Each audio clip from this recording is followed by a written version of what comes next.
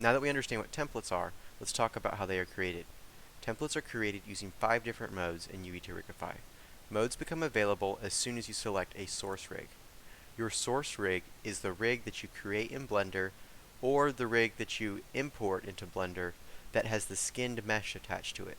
You want to drive the source rig with your control Rigify rig. So we are now in source rig mode.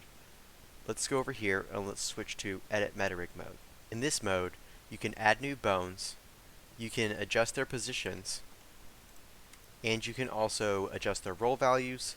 And if you switch to pose mode and select a root bone on a chain, you can edit their Rigify type. Once you switch out of this mode, your changes will be saved, or you can also hit this Save Meta Rig button.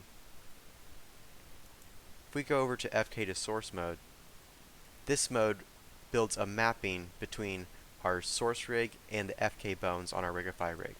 To see this, we can just split our screen here, and we can go to the bone remapping nodes view. There is a node tree that's already been created called bone remapping nodes.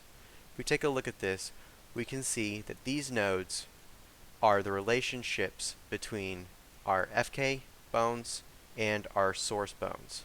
Let's take a look at source to deform mode. Source to deform mode is essentially the same thing, but this time we are mapping our source bones to the deformer bones in Rigify. Source bones are represented by the red circles. Finally, once you have a complete mapping built of both FK to source, source to deform, and you have the correct bones that are placed in the right positions, you can switch to control mode to see the result. The result should be your animation has been baked over perfectly, and also you can manipulate and control your Rigify rig, and that in turn drives your original source rig.